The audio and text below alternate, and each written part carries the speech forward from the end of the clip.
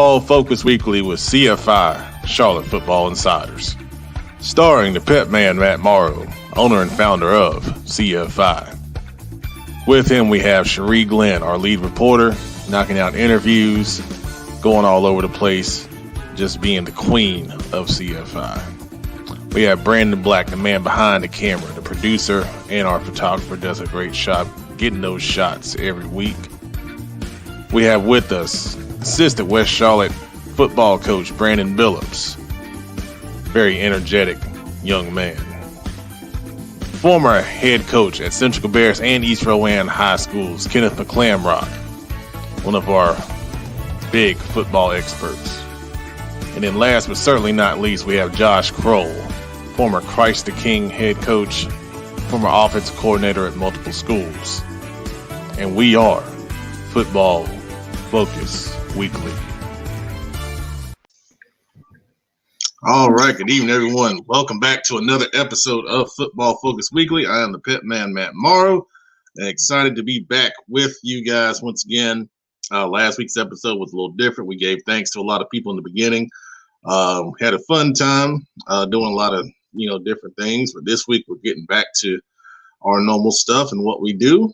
And in saying that, we have a guest joining us. He is an assistant coach with Green Level Football. He has a great little side training thing with Dynasty Athletic Performance. And, he's done a lot of great things in North Carolina, coaching-wise and helping kids. And we're going to get to know him a little bit more tonight. And that is Brandon Simmons. And we're going to bring him on here right now with us. All right, Coach, how we doing tonight? Well, and yourself, how are you? Appreciate the invite. I'm doing good, man. I'm doing good. I appreciate you coming on with us, man. It means a lot to reach out to somebody the day of, and they agree to come on the show. So I appreciate you working with us, man. That's awesome.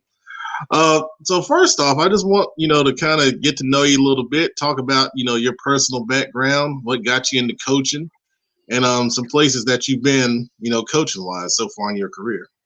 Wow, where do I begin? First things first, I appreciate the invitation. Just a little bit of background information about me. I played my collegiate ball at East Carolina University, high school football at Hopton High School. I also played a year at Elizabeth City State University, Division II. Once I finished up with my playing career, I was a special teamer, defensive player, running back, receiver, whatever I had to do to, help contribute to the team. But once I got finished with that, I decided to dive headfirst into coaching. My high school coach, I was just in town visiting my mother, my high school coach. I went out there to a practice. He put the bug in my ear, hey, you should consider getting into coaching. So I tried it out as a volunteer coach, and I've been coaching since then. Just a few of the stops that I've been through or been to since I got into the high school rankings. I started off as a defensive coach, a defensive coordinator to be exact, at Smithfield Selma before migrating to Raleigh, North Carolina. Coached at Holly Springs High School as a wide receiver coach. Coached a little bit of defense alignment at Lewisburg College. Offensive coordinator, quarterback coach at Wakefield High School. Special teams coordinator at Millbrook High School, which brings me to my current destination, which is Green Level High School, where I coach quarterbacks, the associate head football coach, head JV coach. So I've been all over the place, coached all over the triangle, and I've coached all three phases of the game. So that's a little bit of information about me. Man, that's amazing. I mean, the first thing I got to ask you is, what do you like better, offense or defense? I just love the game. I just love the game. And I think that I love all three phases because as a former player, that's what I did. From day one, even as a starting running back at ECU, I was still an avid special teamer. I played on the front wall, blocking for guys. So for me, it's pretty much wherever my skill set fit most. But at this current moment of time, I just consider myself as a coach. Okay, that's excellent. So, one of the things when you know both sides of the ball so well, what are your goals going forward? Do you want to be a head coach someday? Absolutely. my ultimate goal is to someday be a head football coach, and then after becoming a head football coach, transition into becoming an athletic director. So I guess the best answer is my future long plan is to become an athletic director. That's a dream job right there, man. I know athletic directors do a lot and they stay busy, but I mean, your whole world is athletics, and you're getting paid, a pretty good penny for it. So, yeah, Absolutely. I'm with you on that. Yes, sir. So you're at Green Level High School, and a lot of people that may have been around, the state may not know what that school is. It's a newer school. Yes, it is. What's been some of the challenges starting that program up from the ground up? Right now. Ooh, where do I begin? So yes, Green Level High School is one of the newer schools in North Carolina. This current year is year 2 for us. Last year, for football, we were JV only.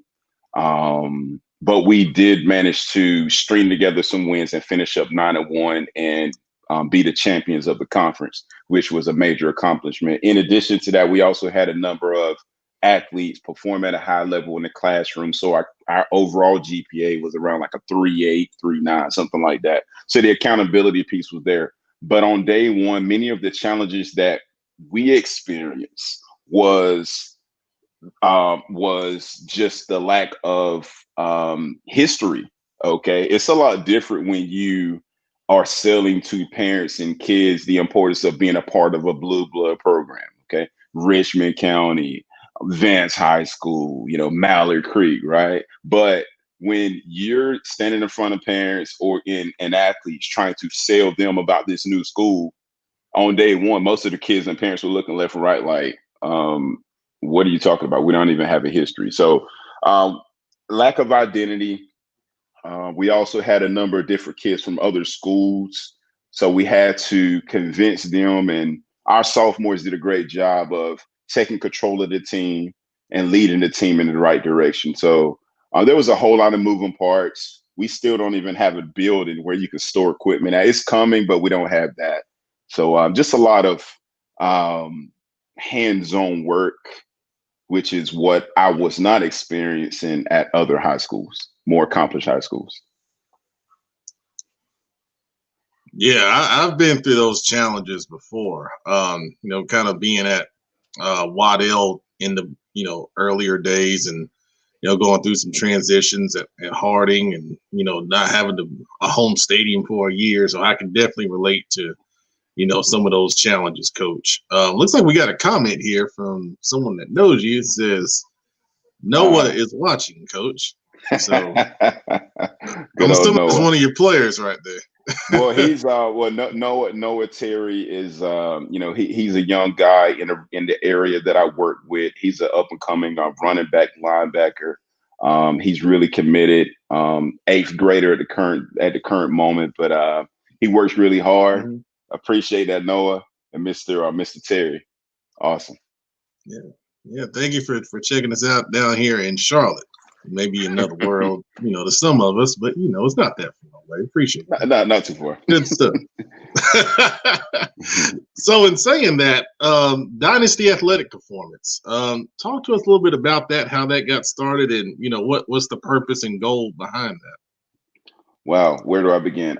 So Dynasty Athletic Performance has been around for a long time. Matter of fact, since I graduated from college, I've always had a niche of helping to develop up-and-coming athletes. Part of the reason why I decided to get into it was because as a young coach, again, as a former player competing on a high level, fundamentals was lacking. So I made it up in my mind that if I was to start working with up-and-coming athletes, the focus will be solely on the fundamentals. Okay, so Dynasty Athletic Performance, in a nutshell, is a developmental program committed to developing up-and-coming athletes, both as young men and women, but also as athletes. At this current moment of time, we have 60 plus consistent athletes. The oldest athlete in the program, Tamir Brown, who is a verbal commit to the University of North Carolina out of Jacksonville. He's the oldest athlete in the program, but we have a number of athletes ranging from 2021 through 2026. So a whole lot of young athletes, but we're hoping that as they get older, they continue to progress and we get this thing moving. That's great, Coach. That's great right there. And I know you brought some of those kids down to the first Under the Lights camp we had back in September. Yes, and some of those kids did really well, against some very good kids that we had out of the Charlotte metro area. So you're doing some big things with that, man. I hope to see it grow, even more coming in the next few years. Absolutely. Absolutely. And we appreciate that. The sole purpose of sending the kids there was just to, see where they were. For example, on Tristan Spencer, at Wake Forest, and Dominique Williams at Wake Forest, and Tavion Williams at Wake Forest. And, there's a whole lot of young athletes who wanted a piece of the action. So they all had a great time. And as soon as we were leaving, I was receiving texts, "Hey, Coach, hey, we had a good time.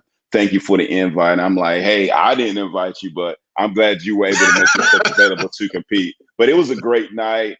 I enjoyed myself as well. I went around, took some photos, looking at drill work, offensive lineman, defensive lineman. Everybody was working. And as a coach, that was great to see. That was a fun night. Yeah, well, you guys can come on back. We can come and do it again next Friday. So if you guys like the cold, you can come on down. I'll definitely put the word out. You know me. I know, Coach. You already have. I appreciate it, man. So I got to ask you this. On this show, we talk high school football, but we like to have some fun. We talk about, we do NFL picks, and tonight we're going to talk a little bit about. Well, I'm going to talk a little bit about the Hornets. So I got to ask you, what are your favorite NFL, NBA teams, and why are those your team choices? Well, okay. I'll go ahead and cut to the chase. So I love my Charlotte Hornets. Okay. All right. I do. And part of the reason why I'm a Hornets fan was because the original Horns, like Larry Johnson, all the boys, right? So I'm a Charlotte Hornets fan. But I'm a LeBron James fan. Okay, so I support LeBron James. No. Well, it is. Well, I went ahead and cut to the chase. But I do love my Hornets. Okay, I'm very excited about these up and coming players, that we just drafted. But I love the configuration of the roster. I was celebrating. Hate to say it, but I was celebrating when Nicholas Batum. That contract got pushed out the door. But I'm a Hornets too. Fan. Yeah, okay. Yeah, well, I kind of figured you did. Like when I saw the retweet, I was like, okay, we're on the same page. But I'm a Charlotte Hornets fan. I'm a Carolina Panthers fan. I'm excited about this young nucleus that we have.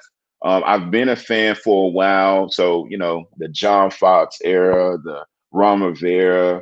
It's a different brand of football compared to what we're seeing now. High power offenses and faster on defense. But those are my two teams, the Charlotte Hornets and the Carolina Panthers. Okay. Well, we ain't going to hold the LeBron thing against you. We got our queen of CFI, Cherie Glenn, is a big LeBron fan. I'm glad she's not here right now, because she'd be, making fun of me, because I can't stand him. Sports hate. He's a very good guy, but sports hate, I can't rock with him. I see another Laker fan over there, in the background. That's okay. But we've got a question from one of our panelists. Our resident coach, Kenny McClamrock, has a question. I'm going to bring him on right now. Coach, how are you? I'm well, and yourself? How are you? Nice books back there. Yeah. Well, I try to move around the house for every show. But, Coach, man, you said it. I'm going to be honest. I had to look you guys up. Grade level, man. I had no idea about you guys. And then I realized because you guys hadn't played varsity before. But, Coach, I was amazed when you said y'all were 9-1 your first year on the junior varsity, man. What an awesome accomplishment that is. Had to be super exciting, obviously reflective of you guys as coaches. So you're 9-1. You've got to be feeling good about the next year. COVID hits, and now we've got all this craziness that's been, man. What are the unique challenges for y'all that maybe your average high school, those blue bloods you talked about? Now, Coach Phillips is in here, so I'm going to throw in the Dub C for my dude, Coach Phillips. But what are the unique challenges for you guys? Because you have such young guys who had such an awesome start, all this energy, all this excitement. You're creating this culture. You're getting them bought into what y'all are doing. And then you got this, man. Like what does that look like for you guys? Wow. Yes. To be honest, it's funny because, I was, communicating with my head football coach, our defensive coordinator. We were in my room today talking about this. We're literally taking this thing one day at a time, like one day at a time. Make no mistake, everything is mapped out to a T. Our plan is in place. But like most coaches in the state, we're taking this thing one day at a time. And that's what we communicate to all of our guys. We let all our guys know, hey, look, this is the plan, but be flexible. Okay, be flexible. Like for example, right now, to harp on one of those challenges, we're every single day we're trying to find space to practice at. And the reason why is because guess what? Everybody else wants to practice as well. Same time. So at the same time. So for us, we just want a blade of grass. Okay, and we'll figure it out on the fly. And again, our guys do a great job of understanding that, and so far it's worked out to the best of our ability. But we're just taking it one day at a time. Absolutely. Well, I love, like I said, I did a quick research on you guys. I love what you guys are putting out there on social media, man. Just the uniformity, the consistent message, the branded, man. That's really exciting. I'm excited to see what you guys do moving forward, Coach. Well, we do appreciate it, and again, it all starts from the top. Our administration, our principal does a fantastic job. Our athletic director does a fantastic job. All the coaches, we all like each other. That's important. That's important. Again, I'm just calling it for what it is, but we all like each other. The teachers, they do a fantastic job. But as a school, we're one unit, and we believe in being consistent, concise, and to the point. But we do appreciate it. Yes, sir. Thank you, Ken. Good stuff, man. All right, Coach. We're going to talk about this on the show tonight, but my last question to you is quite simply, are we going to play football this spring or not? I think so. And the only reason why I say that with such confidence is because I look at neighboring states. I look at South Carolina. I have a good buddy who's down there in Florida. The fact is, we're literally controlling what we can control. And I'm confident that as long as everyone is doing their part, wearing their mask, social distance, doubling down on washing their hands. I'm confident that we will play. And again, Wake County Public Schools, they did a fantastic job of doubling down on supporting our athletic programs. I mean, I retweeted it, but they committed to supporting our schools financially by helping us to offset, expenditures that, we're unable to pay for due to the lack of attendance. So I'm confident that at this moment of time that we will play a season. It might not look the same way as it has been in the past. I mean, everybody wants 11, 12, 13 games, but I'm okay with 6, 7 games. I mean, whatever it is to get our guys on tape so that collegiate programs can evaluate them, I'm all for it. But I am confident we will have a season. I'm glad you mentioned that because I was going to bring that up later on the show about Wake County giving, what was it, $830-something thousand to all the schools. Yep. Something I talked about was I thought the NCHSAA should dip into the endowment fund and fund all schools with a one-time stipend. But I think Wake County now has kind of set the precedent that now the NCHSAA will say, hey, now it's your local LEA. That's their responsibility to help your schools out. So CMS, if y'all watching, that'd be great, and all the other school systems out there that, you guys may be watching, but most notably. But Coach, man, I appreciate you coming on, man. It was awesome. And, hopefully, I get to see you again real soon. And we wish you guys at Green Level the best of luck. 9-1 JV team coming back should be really exciting this upcoming spring season. Absolutely. And again, appreciate the invitation. You guys do a fantastic job. So as soon as you sent the information, I was like, hey, look, of course, why not? But you guys are doing a great job of promoting the kids and pushing the culture forward. And because of that, we as high school coaches, area coaches across the state, we appreciate you guys. Really do.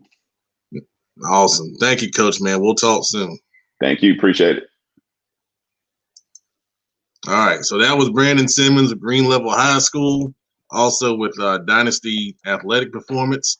Really good young man. He's already been around the block, learning the game. I think he's a future head coach, in my opinion, just talking to him, he's already, trying to help kids do his own business. And, that's some awesome stuff. So now we ain't seen the crew in a little while. So we're going to bring them all on and see what they've been up to. I don't know. I don't know what they've been up to. I don't really talk. This is the only time I really talk to them. I mean, that's about it, really. So, so y'all tell me what's going on. It's cold outside. It is cold outside. I got the military gear on today. Oh, Lord. We didn't miss Coach Billups. He was here last week, so he was the one that was here. We didn't miss him. But it's good to see you anyway. Trying to get my PlayStation 5 so I'd be like Brandon, man. What, Brandon? I'm going to tell you something. Here's what Brandon keeps throwing in my face. We've been at the last 4 games, and he'll tell me, hey, man, I'm going to hook up my Sega Genesis this weekend. He ain't hooking up no damn Sega Genesis, man. Come on. I told him, I said, you hook up your Sega Genesis, you give me your PS5, because obviously you ain't got nothing to do. I'm gonna do it despite you.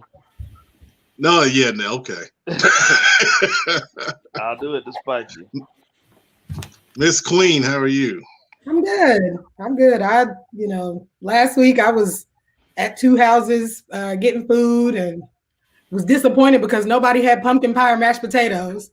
So there's that. I don't know. 2 houses, it's horrible. Yeah, I'm like, how don't nobody have no pumpkin pie? My brother talking about, don't nobody eat pumpkin pie. I said, I eat pumpkin pie. Don't worry though, because for Christmas I'm having both. I'm gonna sit in the corner by myself and I'm gonna eat my pumpkin pie and my mashed potatoes. Very good. Did you at least get sweet potato? I made some. I didn't get to eat any of them though, but I did make some. Oh wow. Yeah. Okay. I made them for one house, and then I went to my brother's house, and by the time I got back to the original house, they were gone. But it's okay. Somebody enjoyed it. Ken, how was your Thanksgiving, man? Yeah, it was good. We hung around the house. We didn't go anywhere. We did Thanksgiving with just the family. My family. We ate leftovers for lunch, and we grilled out steaks for dinner, man. It was great. The boys, we steaks, they call it. Yeah, well, my boys call it a football meal because I told them that the best pregame meal there is steak and potatoes. So anytime we eat steaks, Daddy, we having a football meal tonight. They get all excited. They eat the best they've ever eaten because they're getting big and strong for football. But we had a good time, man. Hanging around the house. It wasn't the best weather. But we had a good time. Excellent. Good stuff. Billis, you have a good Thanksgiving? You eat of course, man. I was with my babies. Let's see my babies. I had to bless y'all with the youngest today on y'all timeline because, Yeah, she's beautiful. You put a picture up? Of course. Like, I'm about to see it, man. I haven't been online all that day. Have you seen me? Of course my kids are beautiful. But thank you. What can they do? Always humble over there. I am humble. I got beautiful kids. Sheree said, Sheree, my daughters are beautiful. Both of them. I can't help it. I've seen the youngest one. I think. Yeah. She is beautiful. My children are beautiful. Hold on, I gotta make. Okay. All right, so I don't know what's going on right there, but we are going to move on to our first topic. What? There she is. All right. Oh, all right. Hold on, Billups. Hold on. That's the oldest. There we go. That's the oldest. Okay. My baby's beautiful. Aww. My babies. I love it. That's awesome. That is awesome. Look at the blueprint. Now my older They got it from their mama. No, the older look like mama. No, my youngest look like me. My youngest is S. And they all, both of them act just like me. They vibe. But I love it. All right, so we go move on. They're linebackers. They're future linebackers. Okay. All right, so that's great. We started talking realignment last week, me and Coach Billups on the show. And we got into how Mecklenburg County draws the lines, and we pulled up the map, from CMS, and it's really weird on how all that stuff is done. We saw some weird things, especially towards the southern part of the county with different schools. But tonight I'm gonna focus on conferences, and we've got a lot of schools here that I'm gonna discuss. And I'm gonna go solo on this because I'm gonna try to share this real quick because I made a list that I want to kind of talk through a little bit. So y'all just bear with me on this. Let's see here. But once we here we go. Let's do that. All right, so basically I kind of broke down the top right here is the 4A schools.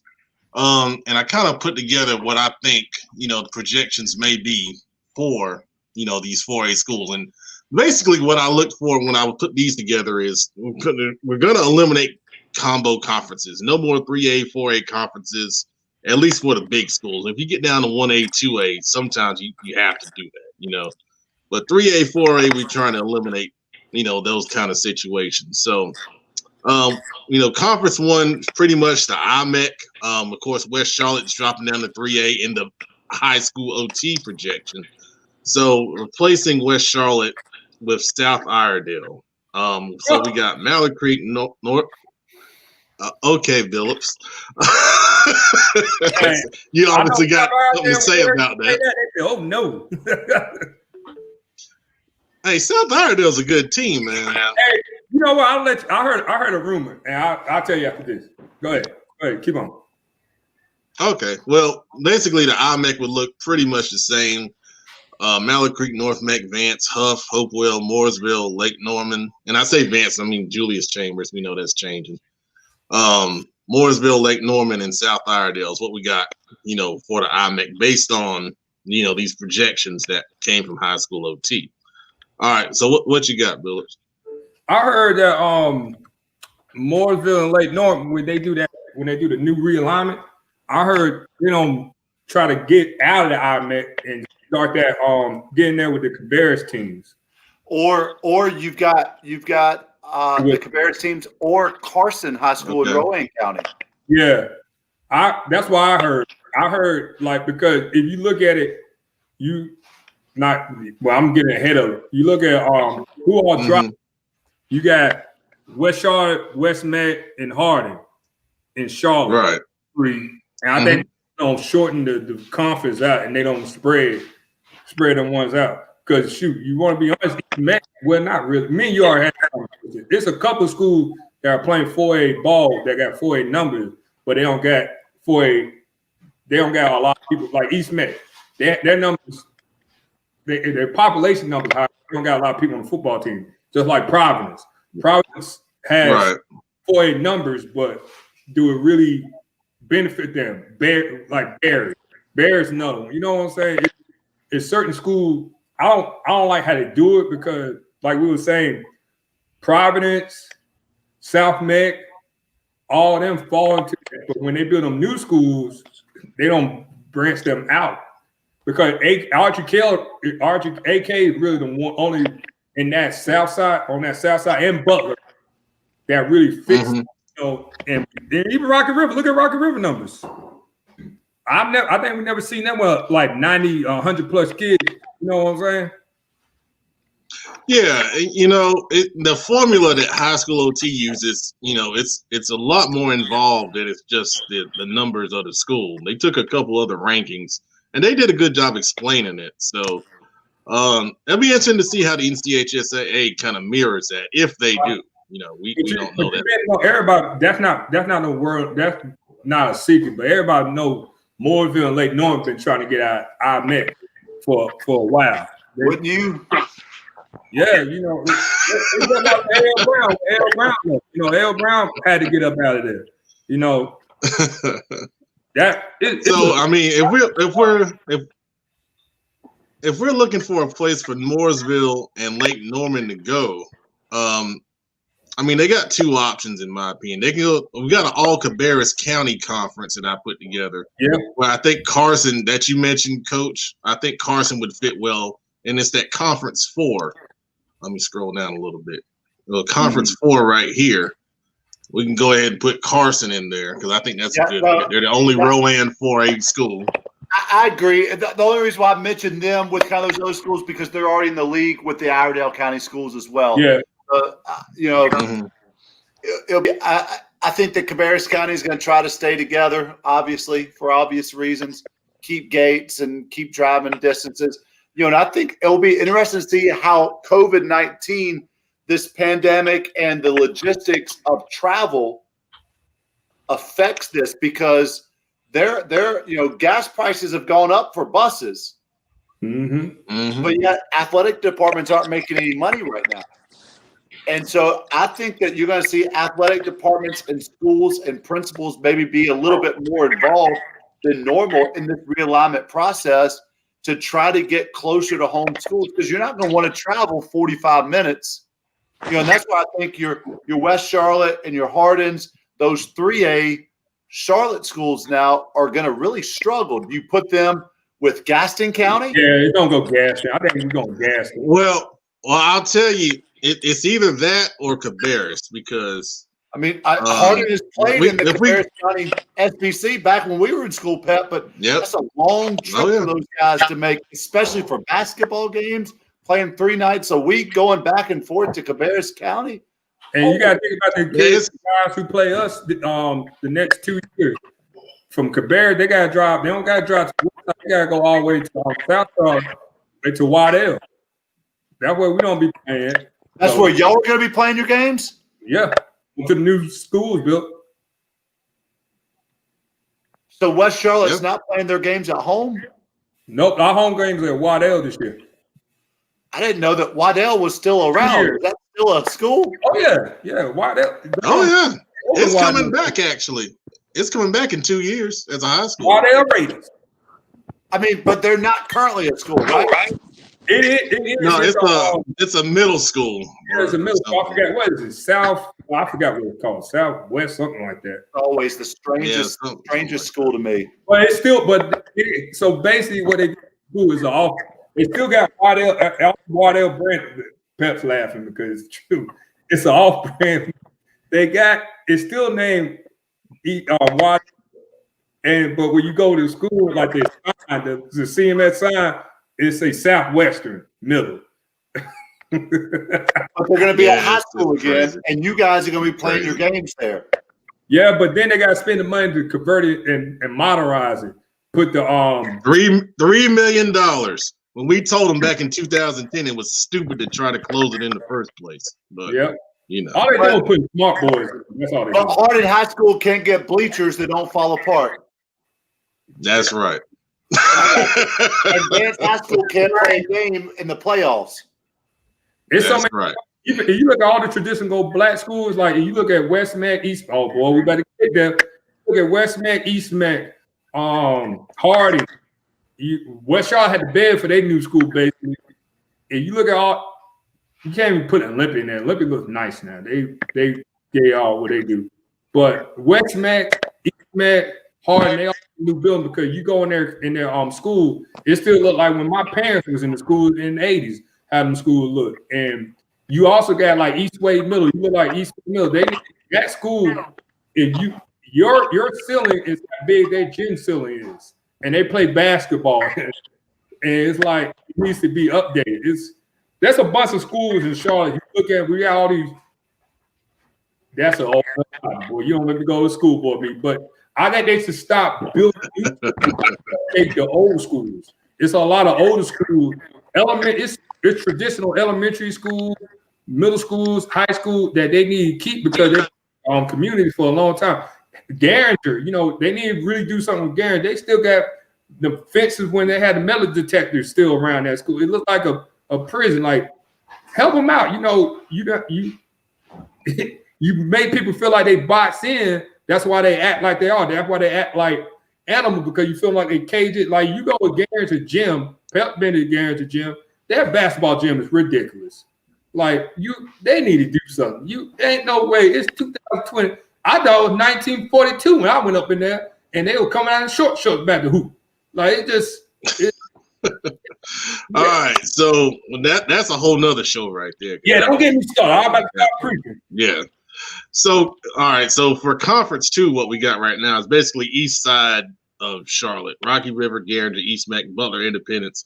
And then Barry, I kind of just fit in there because they got to go somewhere. They don't really fit in the IMEC. And then in Conference 3, I've got, pretty much South Charlotte. They don't really fit there. So I put them in there. I think that's where they would probably prefer to be in that Conference 2 setup right there. But then Conference 3, I think these schools would have loved this. I mean, Myers Park, Ardrey Kell, Providence, South Mac, Olympic, and Charlotte Catholic. I mean, you think about some matchups, across the board in all sports. I think that's a great Charlotte conference right there. I think they would all, like you talked about, Chen, as far as money and gate receipts and all that.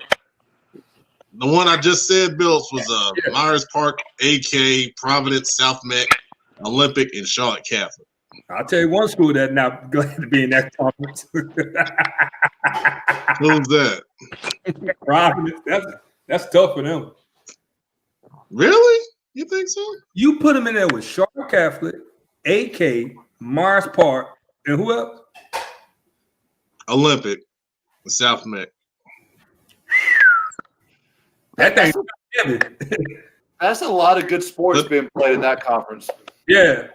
Like, I can see the baseball, basketball, and football, but that football side, you already know Catholic don't be competing for number one every year. And that's a tough conference. When Catholic was in 4A previously, they were kind of in that same conference, with SOMEC 7. So I just kind of put them back. It's a lot of rivalries right here. That was a good conference. That's a lot of rivalries. Myers Park, Providence, Myers Park, South Met, Providence, AK. Shoot, Catholic versus the world, because all of them are like Catholic. Catholic, they feel like Catholic take all the Catholic is a sore man. They'll fight you on the south side. All right, so Conference 4, Ken. So Ken, you can speak to this one because this is pretty much all Cabarrus League except for Carson, which we kind of threw in at the last second. But West Cabarrus, A.L. Brown. Their Northwest is going to be 3A, right? Right now they're predicted. They've got them. Let me double check here because I got it up. I think Northwest is predicted to stay 3A. Northwest Cabarrus, I thought they've got them. Go 4A. They got them 4A on here. Okay, projection. Mm-hmm. That's right. Robinson's going to be 3A, and Mount Pleasant's moving up to 3A in their projections. Yeah. That's right. Obviously. Cabarrus County schools, man, they want to stay inside their own league. There's a lot of tradition there. There's a lot of rivalry there. If Carson moves into that league, they'd be kind of the oddball out. But I think it's the best situation. Obviously, Cabarrus County schools don't want to be in there with the Vances and the Mallard Creeks and the Huffs of the world. And I think that with the numbers, I think that's a great league. I mean, that's a competitive league. I like that. That's a good 3A league, man, all the way across. That Hickory Ridge, and you got a whole bunch of the West Cabarrus, Northwest Cabarrus rivalry gonna be good. That's well, I mean, you've got Harrisburg High School there. with Coach Wilson. I mean, they've got probably the best player in this area. The sophomore class, whatever year that is, was that 2024 or whatever. I mean, he's a stud, man. That wide receiver, he's got a lot of talented kids. Oh, yeah. Him coming back down, I think that Harrisburg High School is going to be a contender for the state championship automatically. Yeah, and I agree with you. Ooh, that's tough for A.L. Brown. Well, I mean, A.L. Brown has athletes, man. They've got the A.L. Brown do that every year, though, Ken. They've got the money. They'll have one down, not like A.L. Brown year, and next thing you know, it's back. They got talent. And I think they're excited about what they have right now over there. I mean, that's what's crazy to hear you talk about Charlotte 4A schools with only 80 or 90 kids to come out, because at Central Cabarrus we were going to have 90 to 100, 110 kids come out. A.L. Brown's going to have 120 to 140 kids come out. Hickory Ridge has 120, 130 kids come out. Cox Mill has 100 plus kids come out. I mean, a couple of years ago, Cox Mill, A.L. Brown, and Hickory Ridge all had 75 kids on their JV team. I mean, there's a lot of excitement at those schools, and I don't know if because Charlotte schools specialize so much, their kids don't play multiple sports. That's one reason. But it's also the whole online school thing. That's been the issue with the Charlotte schools, like East Met. East Met wish they had 120, 75. They could build. Pep's been to these schools, and you could tell when I say schools don't have the numbers, I'm not talking about the coaching staff. I'm just telling you what I know in that building. No. Yeah, I don't take it like that. I think, I mean, shoot, there was times when we were at North Mecklenburg, we had 105 kids come out for the JV football team one year. We had 150 total kids right before Malley Creek opened up. We didn't have enough helmets and shoulder pads. We were putting JV kids in practice uniforms on Thursday nights. Mm-hmm. So it blows my mind that you see bigger numbers at most of your Cabarrus County schools than you do even some of your bigger Charlotte schools with 300, 400, 500 more kids. That's wild to me. But I think that's the logical conference. Carson might be the oddball out of there, but they're going to be the oddball regardless because there's no one in Rowan County that has their numbers. East Rowan is barely 3A. I mean, we were the third smallest 3A school when I was there. West Rowan, no one's moving to West Rowan. No offense, Mount Ola. I mean, that is what it is, and that's how they want to be. Carson's kind of that oddball out. Where do they go? Do they go to Iredell County with those schools? Do they come in with Cabarrus County? They've obviously played in the SBC. Is Iredell the only one that in Iredell? Is that the only Iredell County school that's 4A? No, you've got Mooresville and Lake Norman as well. Let's see. Yeah. 4A, Iredell, South Iredell, Lake Norman, and Mooresville because they're their own little. I think that one might go back. That might be one of the only split ones because Lake Norman and Mooresville. Like I said, they all want them old Iredell kind of rivalries back. Like that's been the buzz on the street. It's not like they're running for competition because but see, that's the thing about it. They want to get away from split conferences. So at some point, you got to put a line in the sand and say, hey, we're not going to do this anymore. At least not on the big school level. 1A, 2A, you get so spread out. I think you can. Well, which one took A.L. Brown's spot when A.L. Brown was it Mooresville?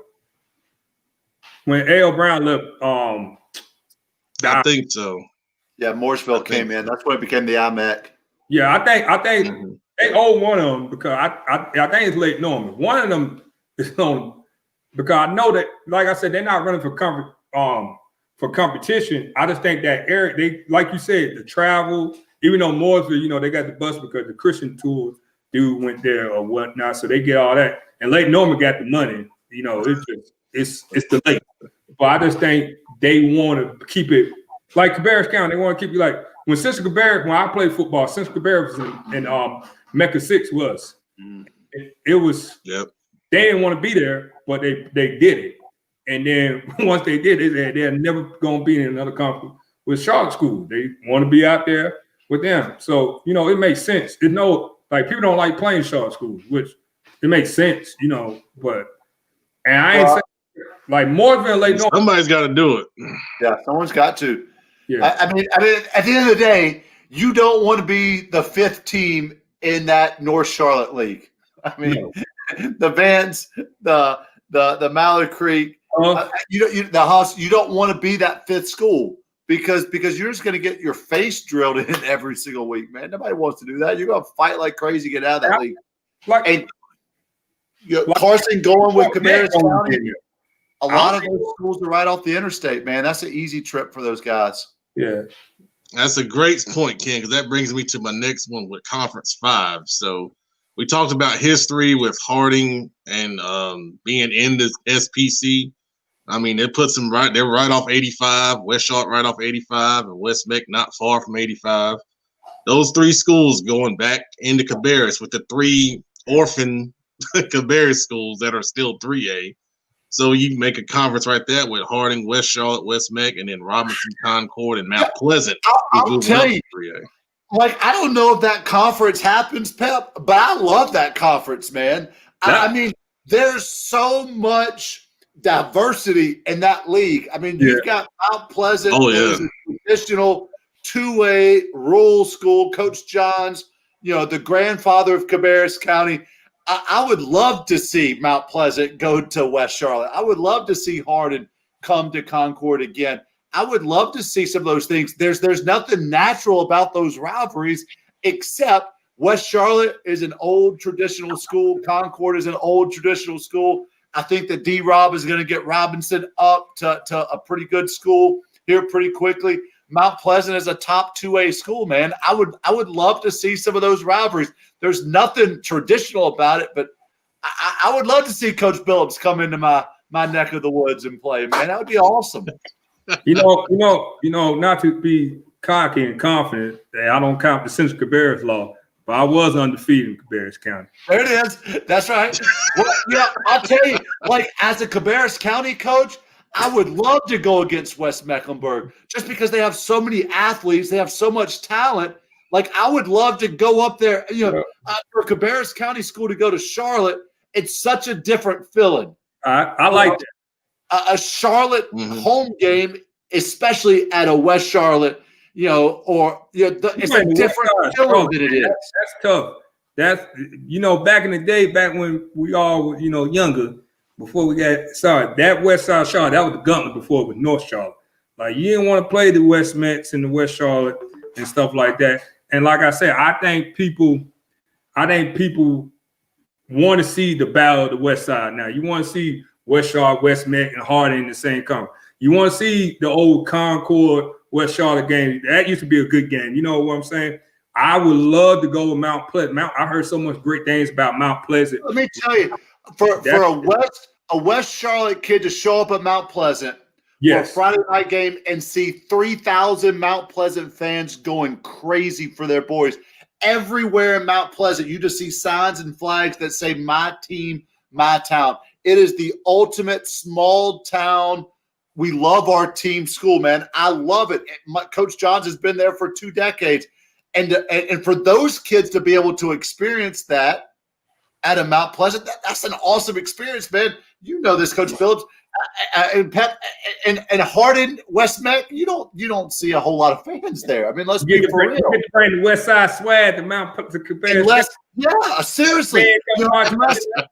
Back in the glory days when West Charlotte and Hardin would play, and there'd be 300 people in the bands, and everybody was coming to watch the bands play. To come to a small town, Mount Pleasant, come down 49. Man, I love that league. I don't know that happened. I love it, man. I would love to see that. I love playing Concord. That's one place I never got to play it when I was in school. But you want to go play on that spot. We would have drilled you. Anytime I was there. And they did drill us. I'm gonna tell you something. My junior year, we went up to Concord. And we put on these new gold jerseys. We were doing something. The ugliest things I've ever seen in my life. But all gold, it was hideous. We had royal gold. I can't lie. We had royal gold too, so I can't.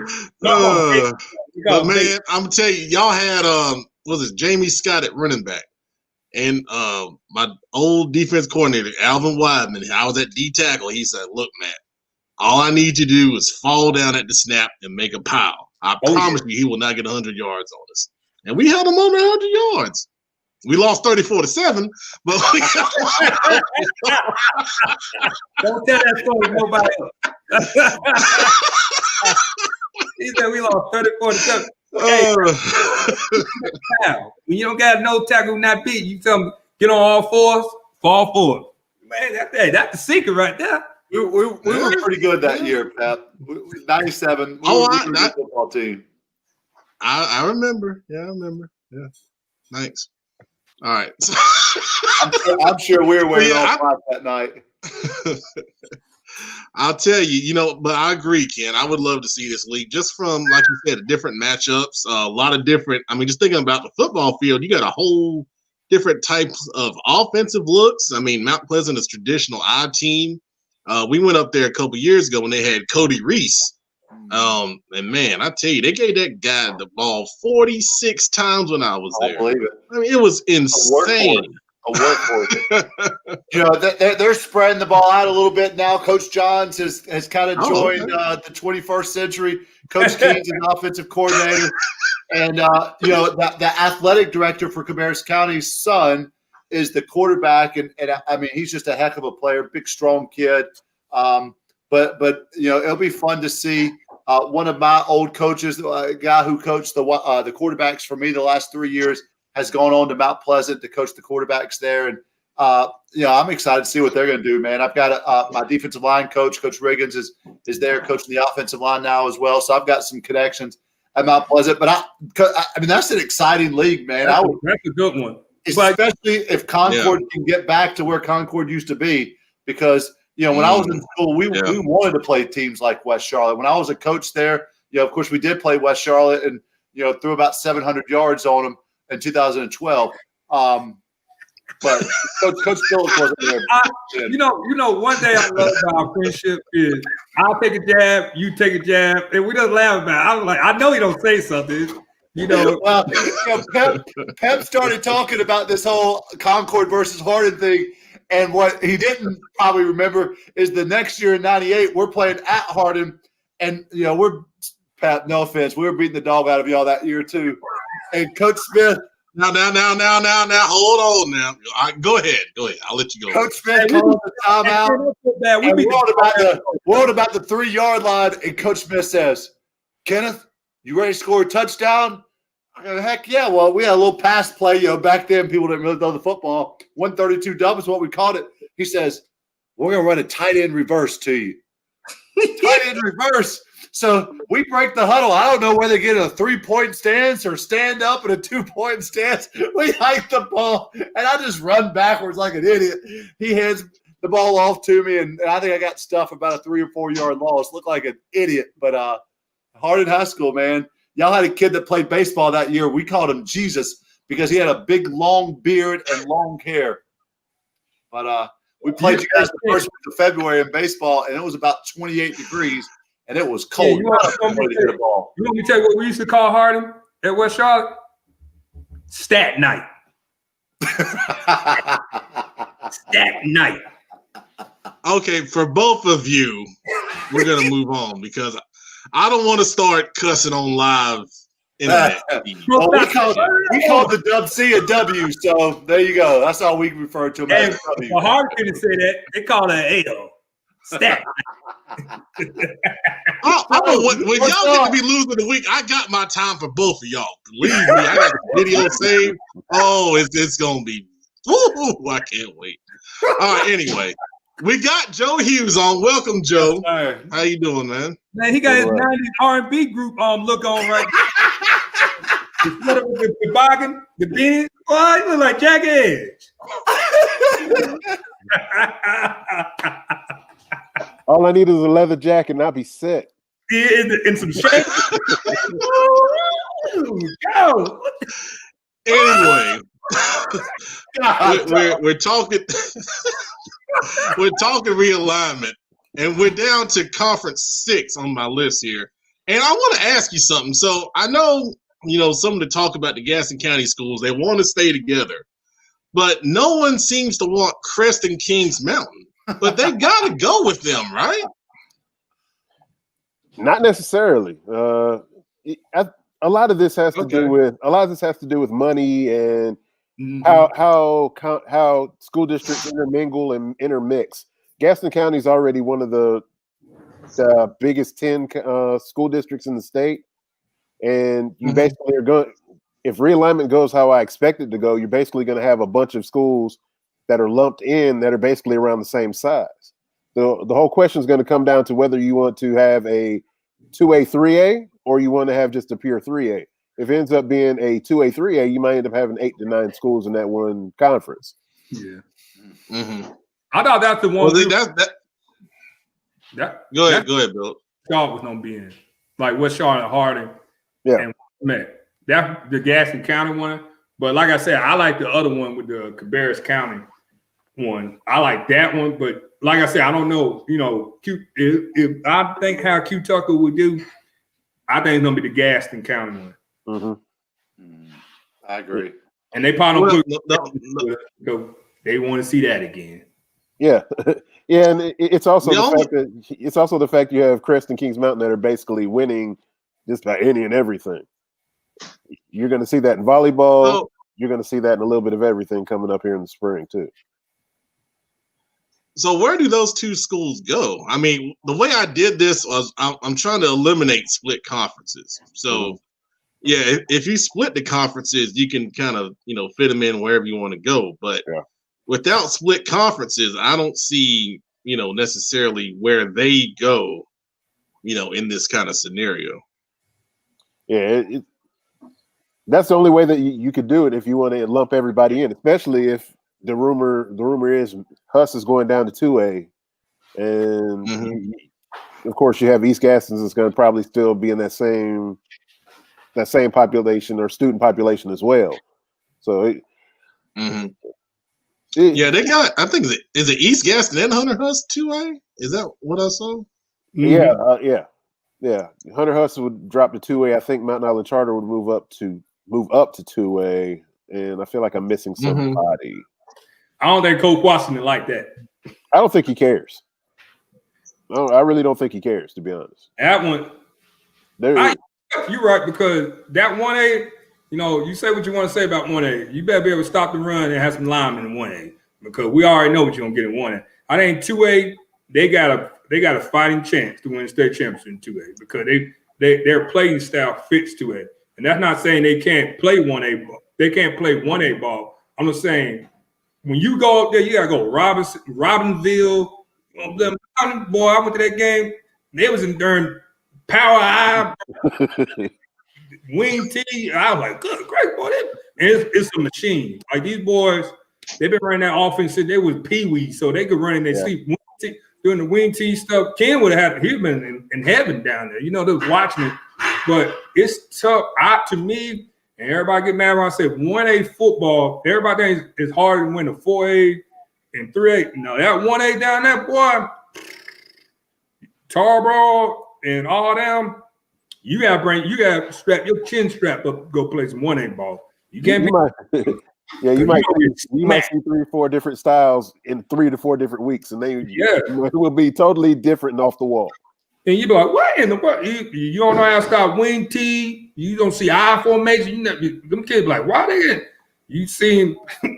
I think you're right. I think in a lot of ways it might be tougher to coach in a 1A league than a 4A league, because it's a different style of coaching, because guys have to play both sides of the ball. You've got to reschedule your practice, because you got to make sure that's your starting center, who's also your starting Mike, is getting plenty of reps at both positions. I don't, as a guy who 2-way cross-trained players, with platoon players, it would be really tough for me to get into a whole. I've got to cross-train guys on both sides of the ball, and then expect to play a lot of younger guys as well. I mean, they play a lot of freshmen down there. Man. Look what East Sur had. That East Sur beat Tarboro, because East Sur had that there in passing attack, and Tarboro was using people to doing what they do, and they caught him off guard, man. Mm-hmm.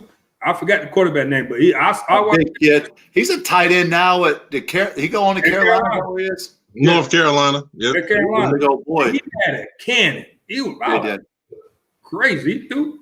So I tell everybody, 4A, like in Charlotte, you got a couple of running teams, you got a couple, but down there in 1A, you'll see air raid, you see wing T, power I, you see everything. Like that's how it was when we went to play down there in Fayetteville. I forget. Pinehurst. They came out there when we was at West on Providence. I said, boy, I never seen it. They were running straight in your mouth. They had that defensive tackle playing full.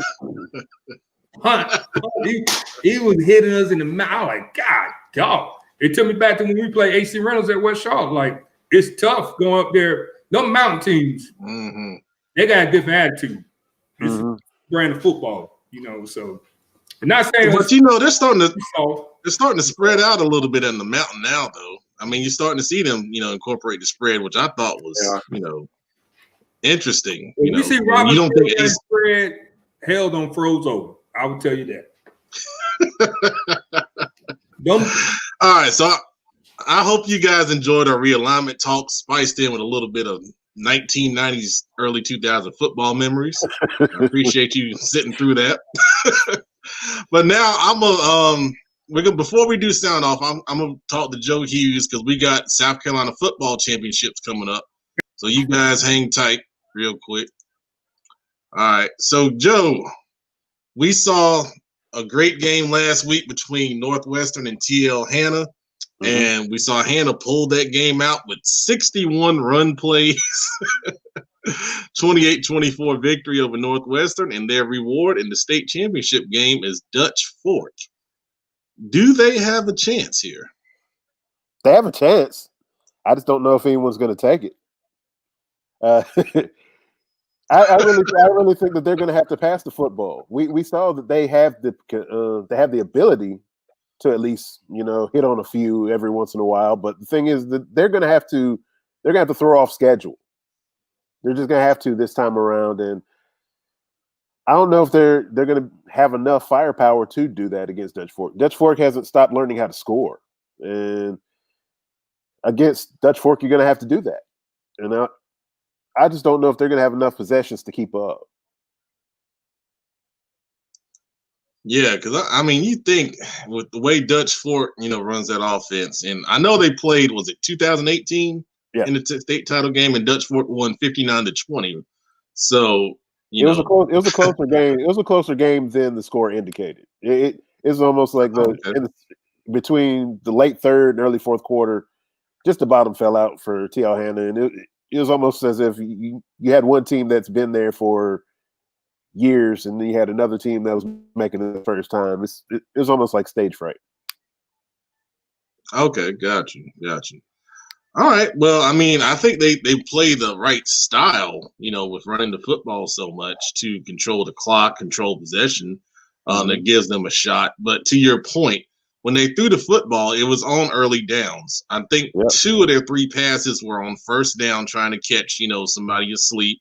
And they had the one little waggle pass they tried to throw on third down one time. Right. So yeah, I definitely agree with you. When you say they gotta change it up a little bit. But I love the fact that they're so brazen because on fourth down in their own territory, they kept going for it on that last drive, especially, and they kept converting over and over. That takes some real yeah. I was looking for a word. Thank you. So we got some other matchups though in the state championships. What's your thoughts on those?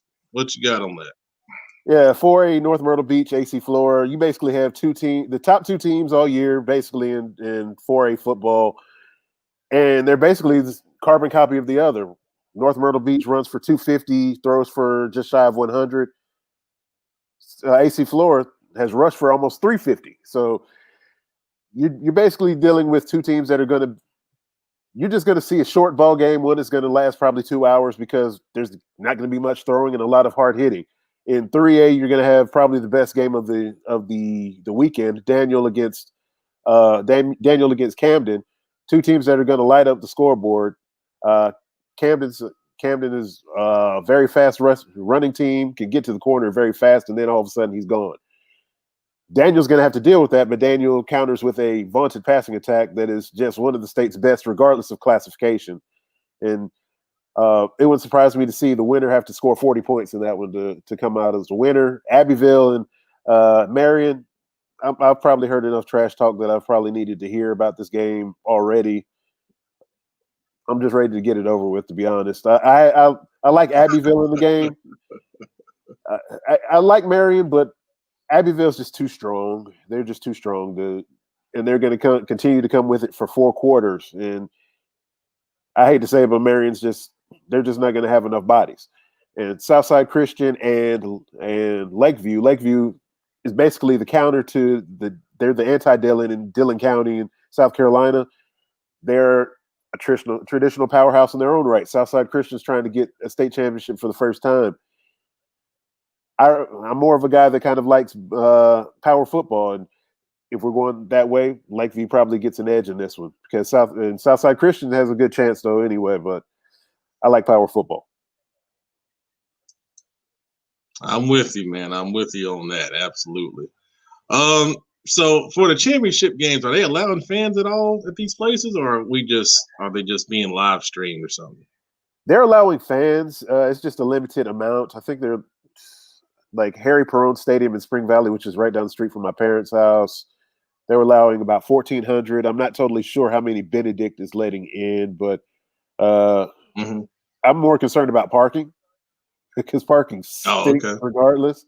I think the last time that I went to Benedict Stadium, I had to park at a church, and guys were doing some crazy things I'd never seen in a church before. So,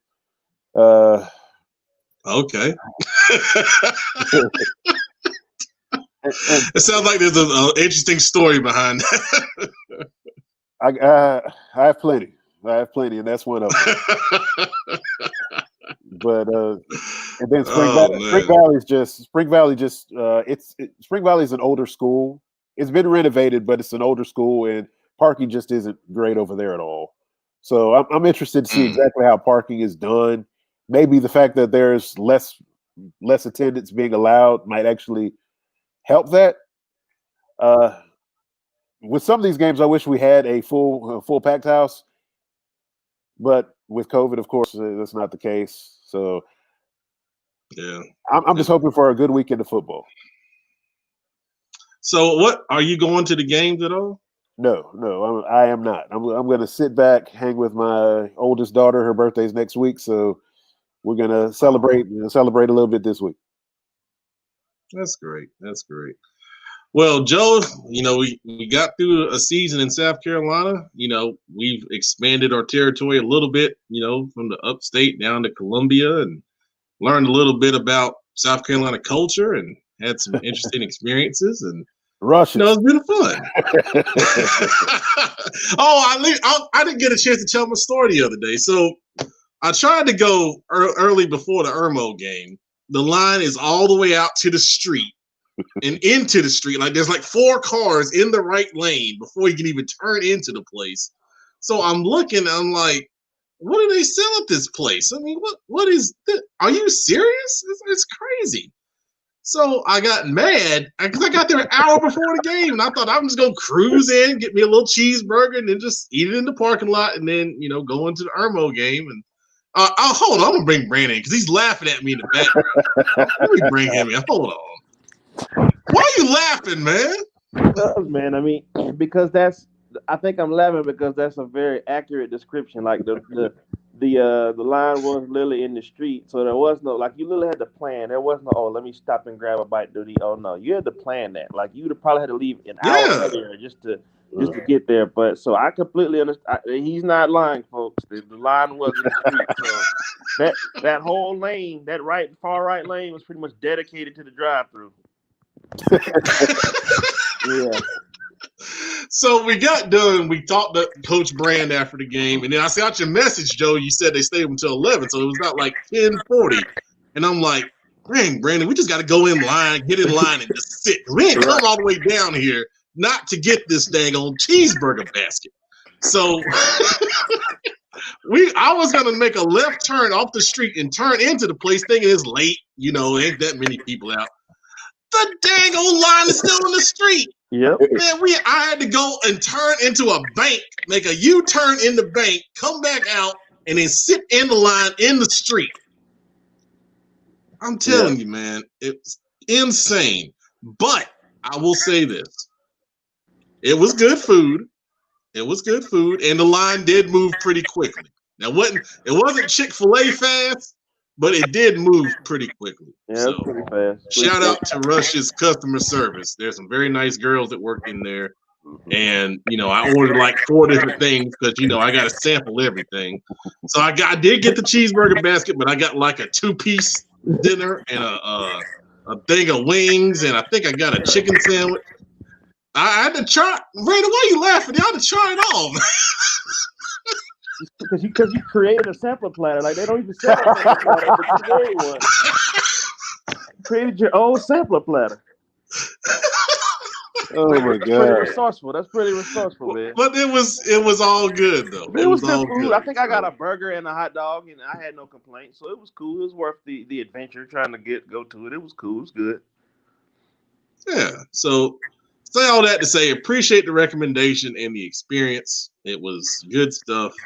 I'll tell y'all a quick story. Before Charlotte had a Popeyes, I drove one time all the way down to Columbia to get some Popeyes chicken because I really wanted it that badly. And, that it reminded me of something like that, something that you can go it's a thing where if you really want something, you put the time in and you go get it. And, for Rush's, the cheeseburger was really good. It was juicy. I think Charlotte has a lot of great places now to where you may not need to do that. But, Joe, that's your hometown. I can see, definitely making a special trip, for something like that. I've done that was good stuff. All right, Joe, once again, appreciate it, man. It's been a fun season, dipping our toe in the water in South Carolina. I think we're going to stay there, going forward. We'll mix in some South Carolina football here and there once we get back normal, whenever that's going to be. And, I appreciate it, man. No doubt. Absolutely. All right, Brandon, hang on. All right, so we got once again on the show, and this is the second time I've had to do this. First time was for the NBA draft when we got LaMelo Ball to the Hornets in the NBA draft with the 3rd pick. We got some breaking news, and apparently, let me bring on Coach Billups because he was the one that posted it. And wait a minute, he might be playing his Madden game. Okay, we'll who else posted about that? Sheree, let's bring Sheree in, and we'll talk about this breaking news that we got here from the NBA. What's going on in the NBA? So apparently, there we go. There was a trade made. John Wall ends up in Houston with the Rockets, and they traded Russell Westbrook to the Washington Wizards. Wow. John Wall to Houston, and then Russell Westbrook to the Wizards. Mm-hmm. And I think I also saw something about DeMarcus Cousins being in Houston with John Wall. So I guess you'll have that little tandem back together. Yeah. Boy, that locker room gonna be something right there, boy. Cousins and Wall together. Wow. So we'll get the full. Let me see if I can see if there's more. Is there more to it, or is it just those two? I think it's just those two. All right. So according to ESPN, Houston has agreed to trade Russell Westbrook to Washington for John Wall and a first-round pick. Why are they giving a first-round pick up in that? Guess they felt like it was worth it. All right, so the first-round pick is 2023, first round of protected, lottery protection on the first-round pick. But then it goes, okay, so that's not that big of a deal right there. All right, so we just wanted to break in and share that breaking news on this right here. I see some other guys with some commentary on the side. Let me get their thoughts. All right, guys. So I see what you're saying on the side. So do y'all like this deal for either one of these teams? Hey, Houston didn't want him. Hey, Russ did something. He shot to me 3. Hey, I don't know. I don't think it's a good trade. No, I would not trade John Wall for Russell Westbrook because at least John Wall, that's a 3-point shootout. I would love to see John Wall versus Russell Westbrook. And we'd probably be there for 45 minutes. Brick. You gonna build a house? Brick for days. exactly. Exactly. Get out of here. Both. That ain't gonna keep that John Wall not gonna keep James Harden because now you got another ball hole. Exactly. It doesn't matter. None of it matters. Neither of these teams are going to do anything. No. Second round exit. You're a joke. Second round exit. They are. You got 2 ISO gods in Houston now. You got and John Wall don't try to get back. That's terrible. And then Boogie Cousins. What are you gonna do? Oh my God. Boogie can't even hold himself in the post anymore. Yeah, he don't be shooting 3. John Wall be out there. Russell Westbrook. Crazy. Yeah. Bradley Beal is no slap Russell Westbrook. Bradley Beal probably in the office now. Trade me to the Lakers now. Matter of fact, you can send me to Charlotte. Get me. Oh no, I'm not playing with him. He don't pass. James Harden had to go steal the ball from Russell Westbrook just to get it until he got away. Like. Now, the thing that gets me, though, is that even though it's a lottery-protected first-round pick, I don't understand that. Who did? I don't understand that. Houston gave it to him, right? Let me read it again. Yeah, it was Houston. No, the Wizards are giving a first-round pick. Oh, because Houston said, well, the Wizards don't suck, so we'll get their first round, and we're going to suck. Man, I feel stuck. Who got that job? Didn't Bernie Bickerstaff get that job? Junior? His son, yeah. I feel bad for him. He's a great. It's Steven Silas. Yeah, Steven Silas. Yeah. Bickerstaff's son got the Cavs job, right? Didn't Bickerstaff's son get the Cavs job? He got a job. Man, let me see. We don't even half the time we don't even know who half these coaches are. They man, Steven Silas, that Paul Silas. Us Hornets fans, my fault. Us Bobcat fans, we know Steven Silas. Steven Silas is a good coach, man. You're right. You're right. And he spent time. He was in Dallas with my boy. But I was Steven Silas. I tell James Harden get out of there too. Steven Silas look at Paul Russell Westbrook and he said, "I'm not coaching this Crenshaw, whatever he think he is. Get him out of here now." And he begging James Harden to stay at the club. Can we just get James Harden to Brooklyn so we can see the most? I want to see the toxic god in New York. The top boy, women, hot fellas. If you live in New York, if James Harden come down, you better put a lock on your woman ASAP because that is the top. Ooh. They love that dude with them raggedy teeth. He got a big and nasty teeth. Boy, look, boy. Hey, I'm going to Brooklyn. If James Harden I'm going to Brooklyn. All the ladies gonna be where he at. All that being said, thank you for that commentary, guys. Much appreciated. The Toxic King. All right. So now is the end of our breaking news segment. Now it's time to sound off. All right. So sound off. The Juice Man is still not here. He's got, other things going on, which is cool. But we're gonna lead off sound off. Let's lead off sound off with Mr. Producer Brandon Black. We didn't let off with him before. We're gonna try something different. So we'll lead off sound off with him, and then we'll see what else the crew has to say. So here we go. Hey, I feel like I'm getting an upgrade. I feel like a running back who's getting 5 more carries a game now. So that's a good feeling. I'm gonna my sound off is sort of a comment, but also posing a question. I'm very curious. This, with the pandemic and all that, going on with the NFL season, it's, everyone's had to adjust. Obviously the NBA took the bubble approach. Too many players in the NFL to really run a bubble, but they've tried to put in some protocols, a lot of testing, moving games and things like that. And I'm just hoping that the season doesn't end up with an asterisk beside it, because just think about it. You had to, Denver the other day, Sunday, had to start a practice squad receiver at quarterback.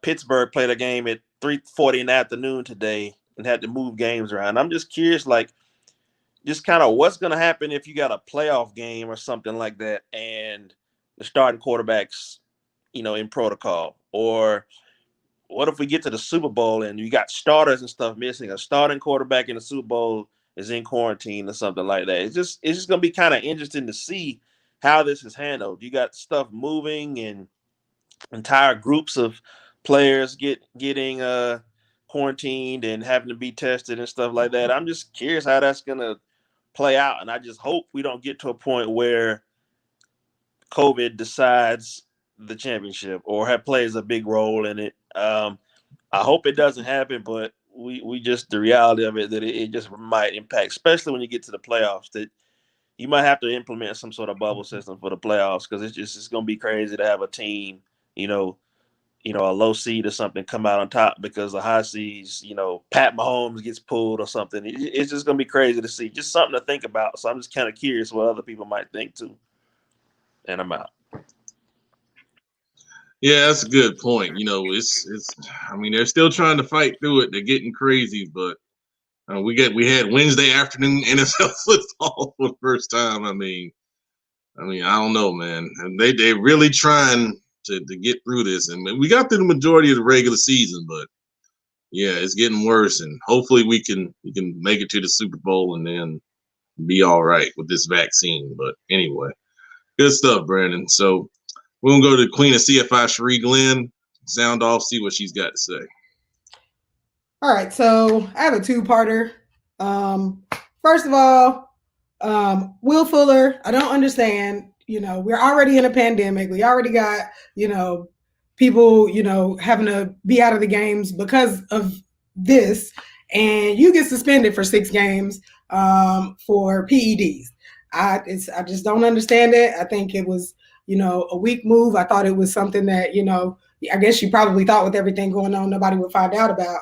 And now you've kind of, I had some high hopes for Deshaun Watson going forward, but I don't really know where they're going to go from here, because he was kind of their, I thought, one of their primary receivers. And if he's out, I don't really know what they're going to do. So there's that. And then also to the owners of WCNC, whoever you are, I have DirecTV and was not able to watch said football game today because you guys decided that y'all had some contract negotiation issues or whatever the case may have been. So I'm going to need y'all to get that together because I missed a good game, dealing with y'all.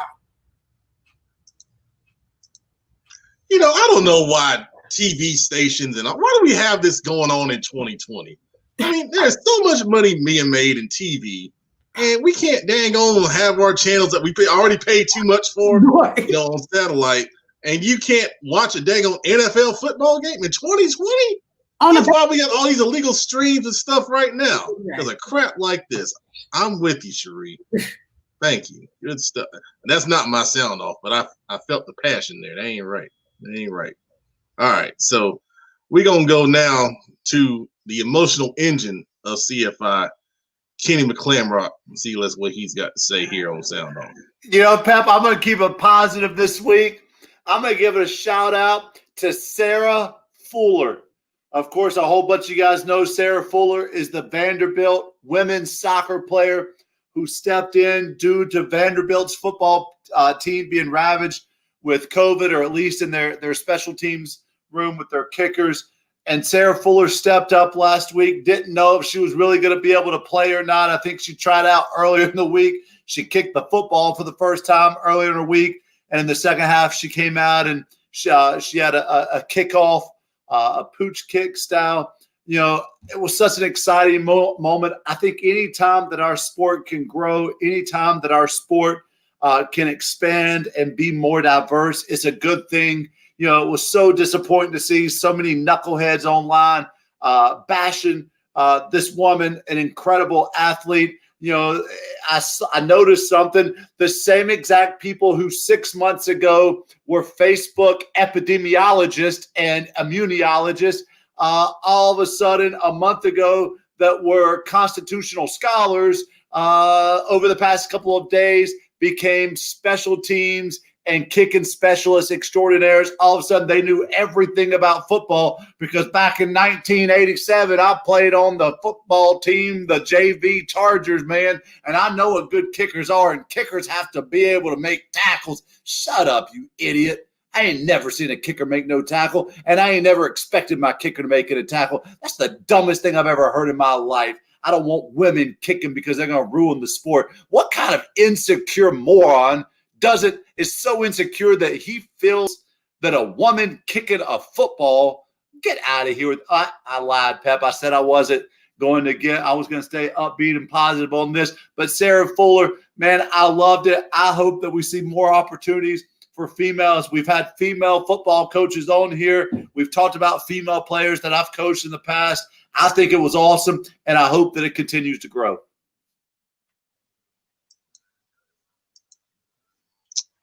Very good stuff, Kenny. And you can get mad all you want to, man. And we enjoy that. We enjoy the passion coming out.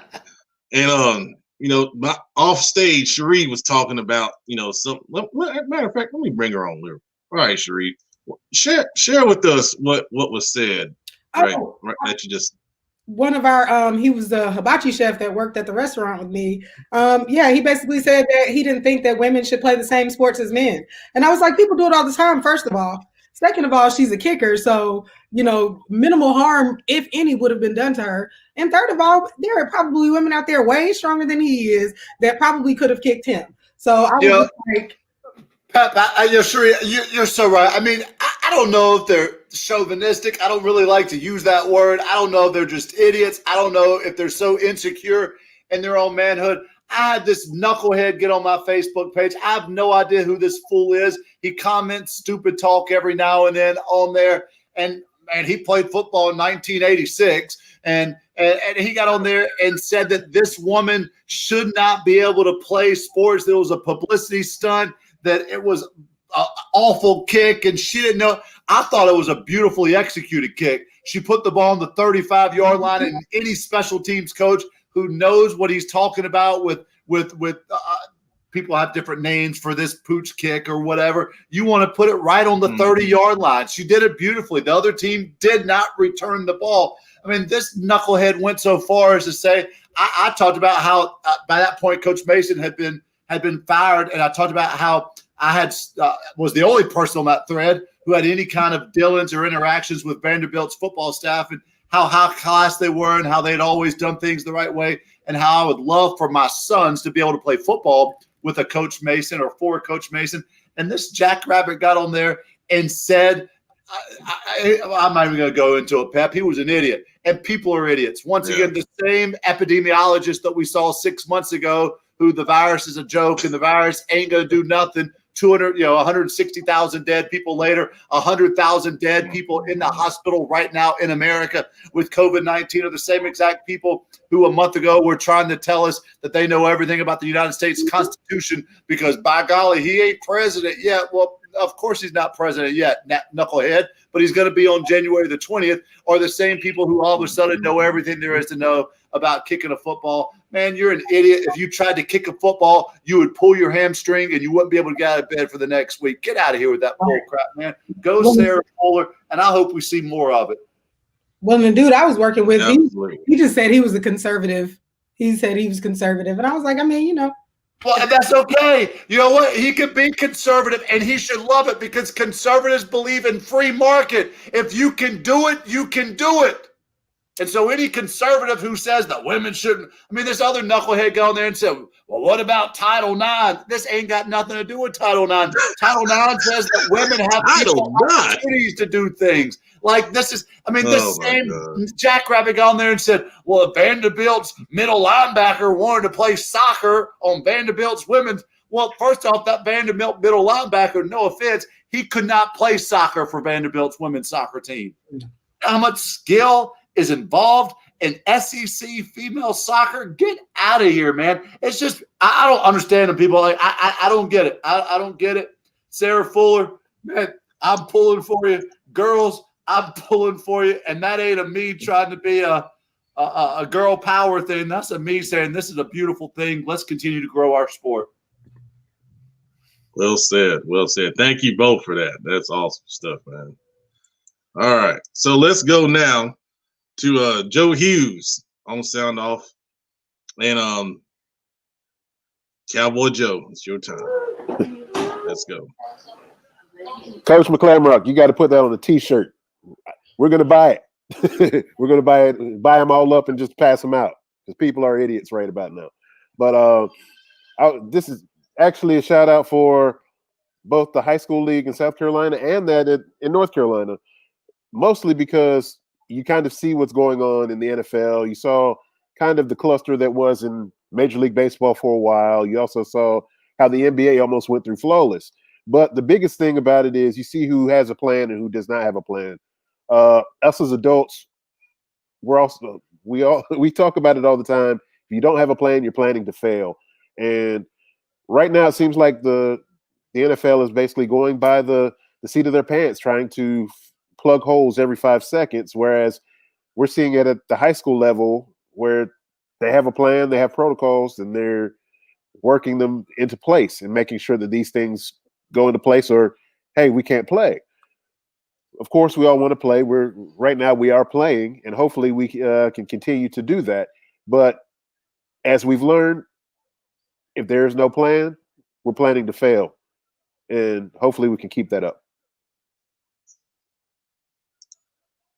Well said, Joe. Well said. I totally agree, man. And hopefully they got a plan for this stuff, going forward. But, time will tell. We'll see. All right. Appreciate it, man. We're going to finish up, sound off with Coach Billups, and then I'll end it. So here we go. Coach Billups, what you got? I was going to come over here and talk about my guy, Nate Robinson, but I say that for word on the street because that's definitely a word on the street moment because we'll talk about it on word on the street. But my sound off is for this is dedicated to the Niner fans. Hey, congratulations! Way to beat my Rams 2 times. I'm looking forward to see y'all playing the playoffs. Oh, my bad. But I really, Sean McVay and Jared Goff, I'm tired of Sean McVay and Shanahan love connection they got going. Like Sean McVay just dropped the ball every time he plays Shanahan. It's because he got that connection. His grandfather worked for the 49ers. Shanahan did all this. Can you stop letting them on it? We don't got swept the past 2 years, Bob. And they was not the better team. But respect to Debo, I would have done the same thing too. I would have went in the locker room and post that meme about Aaron Donald instead of talking junk to him to his face because that's a big man. I don't want to talk. I don't want to get Nate Robinson. So Debo, that made sense. But you're a phenomenal player. This is all shade and petty stuff. I learned it from my boy Coach Ladd. But Jared Goff, I think a lot of 49 fans came at me and they was asking, what happened? I said, well, you can't have 3 during turnovers. I tell everybody, you can't have 3 turnovers. If Jared Goff don't wake up, we ain't gonna make it during Super Bowl. We got Super Bowl caliber defense. They don't play like the one thing about the Rams, they always play down to their level. Watch, we don't play the Cardinals, we don't play the lights out. We look like the during Carolina Panthers. Oops, my fault. But That's what we looked like on Sunday. I was quite upset, but hey, still got 7 of them wins. So, and we'll probably still win in division. So I'm all right with that. But shout out to Don Beebe's son for what he did to them guys who playing at that stadium in Uptown Charlotte. That was beautiful, Jeremy Chen, I feel bad for you, son. I wish you was a LA Ram because you wasting your time. You look like you playing with Dallas Cowboy D. Oops. I'm sorry. But I'm just tired of Jared Goff. I'm really frustrated. Pep was laughing at me. I'm frustrated. I'm losing hair. I'm not going to cut my hair until Jared Goff stop throwing picks and to play football. So it look like I don't have 1970s fro because that ain't going to happen. So Coach Builders don't go for the Frederick Douglass look. I'm going to have the part right here. My hair don't play. So, y'all blame that on Jared Goff because that's what he's doing to me. He's making me stressed. Man, look, we done talked about this hair for 3 weeks. It is still not being cut. What is the problem, man? Don't be trying to put it on Jared Goff now, because this should have been done weeks ago. Well, one thing about me, when it gets cold outside, I don't want no fade. I do this every year. And that's why you laugh. Every time you see me, because you saw me that one time when we were playing Bear, you're like, Coach, what's going on, man? Are you all right? I said, man, this is my winter look. So I don't know why you laughing. This is my winter look. This is what I do in the wintertime. I let it go. And I just, it's my, God rest. So this is my Mamba mentality look right here. You remember when Kobe had the Kobe fro, it didn't grow, it went this way, that way. That's what this is. But Shea Butter Billups gonna put the shea butter on.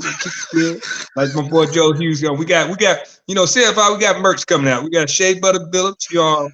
We got all kind of merch. We got all stupid. It's coming. We got a lot of stuff. And we got emo lives here because there's a lot of people who have emo that lives here. And I just want to let y'all know, let me go on the record. CFI, we did not take shots at nobody. We just there's a bunch of friends having fun. We just have fun. We don't have no personal. Hey. Now. Hold on. Let me say it. We don't have no personal. Go ahead. We don't have no personal. All right, let's go. We don't have no personal issue. We just fun, loving, caring person. The only person I really don't like is the Juice Man because he got that big forehead, and you don't trust people with big foreheads. But you see how we just laugh at each other. We pick on each other. Kenny pick on me. Cowboy Joe, my fault. Jagged Joe, that's his new name. He look like Jagged. Like he about to go sing some songs or something. You got Panther Cherie, and you got Brandon. I Get Lucky and got a PS5 and an Xbox. Man, there's more beef between the people on the show than actually people outside the show. We love y'all, man. Come on, man. I don't like them Niner fans. Kyle, you better not ever hit me up again and talk about y'all sweat me, boy. Hurt my feelings. I had to cry in the corner. That's Coach Billups. I don't know how to follow that, but I do got a couple things to say about our local teams. I don't know which one I want to go with first. Let me go with the Panthers because I'm going to tell you, man, Cherie, you need to join me on this because I know you watched the game. We need to have an intervention here. Okay. What in the world were we doing? What were we doing in the fourth quarter? What were we doing? What was that? What happened was that coach, the defensive coach, Mr. Snow, he took his foot off the gas when it came to them in that defense, and they ended up letting them boys, pretty much run all over us in the fourth, let them go all the way down and score a touchdown, then got a muff punt, had the opportunity to score a touchdown so that they could win the game, kicked the field goal instead, and then, when we had the opportunity to do it again, freaking Joey Sly just missed it. I mean, it was just, that whole fourth quarter was a shame. It was a shame. It had to go so badly, perfectly, for Minnesota to win that game. You know what I'm saying? I couldn't believe, and I'm sitting here and I'm trying to be quiet because there's family in the house and there's kids in the house, and normally I would be cussing and the paint would be coming off the walls. But I'm sitting here like this, just and I'm just so angry because it made no sense to lose that game. I'm sitting there next to my dude, and he talking about you putting it out in the atmosphere. That's why your team losing. And I'm like, it ain't got nothing to do with that. They losing because that's what they know how to do. The Panthers are the cardiac cats for a reason, and also they found a way to shoot themselves in the foot, and they did. They really did. And I said it. I was like, when you know your team, you know your team, and I know my team, and I know what they about to do. They about to give it up. I mean, it was so bad that Minnesota didn't even need the full 2 minutes for the 2-minute drill. They gave us a full minute. We go down, and then, like you said, I already knew they got the field goal range. He gonna miss. Because that's how the whole thing was trending. Yeah, that's what ended up happening. I mean, ridiculous. That was the worst. I've never been so disappointed in our team. And as many times as we've lost this season, I've cheered them on, and I've said I'm proud of you guys. I saw some good things out of this. There was nothing I could say to make me proud of those boys that day. I was so mad. I was really upset. I was so upset. I've never been upset with my team like that. Not this year. That was the first time. I was like, y'all gonna make me disown y'all. For real, which I never would. I got Panther for life. But I'm gonna tell you, But I'm gonna shout out. Thank you, Cherie. Yeah. I needed some help on that one because if you wouldn't join me, I was just gonna end up cussing, and I don't want to get no FCC fines on the internet. So anyway, all right. I do want to shout out Jeremy Chen. I mean, if he was on any other team, he'd be getting love and be on ESPN, and SVP would be interviewing him and all this stuff. But because he's on the Carolina Panthers, 2 touchdowns in a game, never happened in NFL history. Oh, that's nice. Nice little golf clap. Man, show him some love, man. Come on. Seriously? It's stupid. But for all of that being said, I applaud what the Charlotte Hornets are doing because everyone says Michael Jordan doesn't spend money. Well, he spent money on Gordon Hayward, and he paid Nick Batum to go away. And said he'll never be in my doghouse again because Nick Batum is gone. Praise the Lord. He is gone. Amen. All right. That's my sound off. I don't care if it's bad money, Billups. He's gone. That's all I care about. You could pay him $47 million to go away. He's gone. That's bad karma, bad juju, whatever you want to call it, bad vibes, as they say these days. It's gone. I'm glad. All right. Where are we at? NFL picks. Let's go. And I don't have the loser of the week stuff from 2 weeks ago. So everyone gets a reprieve on that. I got to find the records for it though, because I don't know how everybody did, but that's my fault. But NFL picks, let's come down the line. Let's start with all right, Kenny, you up first. And we'll come down the line. So, what you got on these? Pep, man. Patriots at Chargers. As much as I hate to say it, the Patriots are starting to play pretty good football. They're starting to find ways to win. Obviously, Cam is doing enough to get by. So I'm going to pick Patriots over the Chargers. Bills at the 49ers. I'm going to go with the Bills on that one.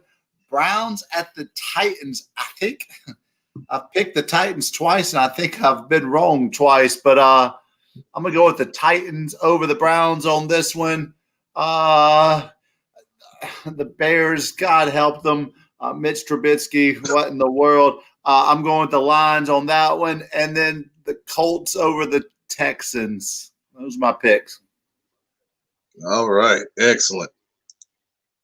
Brandon Black, what you got on your picks? They're struggling a bit. They show a pulse at least. So I'm going to go Patriots over Chargers. Bills and 49ers. 49ers look pretty dead early on in the season, but they've, got a few things going here and there. So even though, I started to take the Bills, I'm going to go with the 49ers. Titans and Browns, I'm going to go with Titans because Derrick Henry. I don't need to give any other reason. Bears and Lions, I'm going to go with Bears just because I saw the Lions come to Charlotte and score 0. So I'm going to go with Bears. Colts and Texans. Colts still have a good defense, so I'm gonna go Colts there. All right, thank you, sir. Sheree Glenn, what you got on the picks? You got me. Okay, one more time. All right, so I got the Chargers beating the Patriots. I have the Bills over the 49ers. I have the Browns actually over the Titans. I have Detroit over Chicago, and then I have the Colts over the Texans. You want to win money? Go with the opposite on all those picks. All right. I'm just kidding. No, I'm you're just kidding. not. No, you're not. I'm stuck this year. I'll own up to it. Okay. We love you, Sheree. All right, Joe, what you got on picks?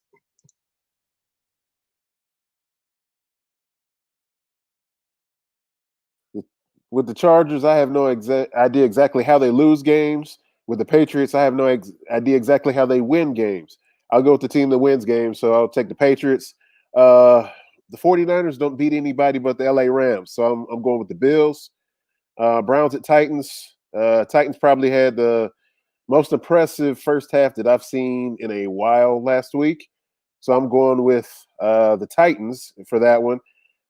The Lions and Bears, both those teams are absolutely disgusting, but I'll take the Bears because they're a little less putrid. Colts and Texans. Colts are probably the better team here, but I'm not betting against Deshaun Watson. Give me the Texans. All right. Very good. Very good. I like most of those, man. All right, Shea Butter Billups. Man, Jack Joe tried my team one more time, acting like his team in that sorry NFC East. Boy, Lord Jesus. Hey, so we don't do it like this. Patriots versus Chargers. We got the Chargers. We got Bills over that other team down on like, they always beat the Rams. Shut up. You whooped the Cowboys. I got Derrick Henry over the Browns. I have the Lions over the Bears because the Bears are terrible. And I have the Colts over the Texans because Deshaun Watson cannot throw the ball to himself. Very good. Yeah, Will Fuller being out on them PEDs like Sheree was talking about. Yeah, that's a problem right there. All right, so Patriots and Chargers. I'm gonna go with the Chargers. I think they get over the hump. Justin Herbert is saving my fantasy team right now. I got to go with him and thank him for all the great passes and touchdowns he's been throwing. Thank you, sir. Bills, I will take the Bills over the 49ers. I think, the 49ers pretty much won their Super Bowl this year because they're not going to be in the playoffs. So I think Buffalo brings them back down to earth a little bit. I'm going to take the Titans over the Browns. Like Joe said, a very impressive first half over the Colts. Justin Adams' team, we got to reach out to him and talk to him about that, what happened to that great number one defense they supposed to have. So I'll take the Titans over the Browns. Oh, Lions and Bears. Oh, my God. If you got to pay to watch this game, I feel sorry for you. You got a fired coach at the Lions, and you got a Bears offense that is one of the worst I've ever seen. I think I'll take the Lions because I think they'll be fired up because they got rid of their coach and they want to try to save their job. And then Colts at Texans. I'm going to take the Colts. They want to be fired up and get a little retribution. They got embarrassed last week. And, like Billups said, losing your top target in Will Fuller is going to hurt the Texans. So those are NFL picks this week. We'll see who the loser of the week is next week.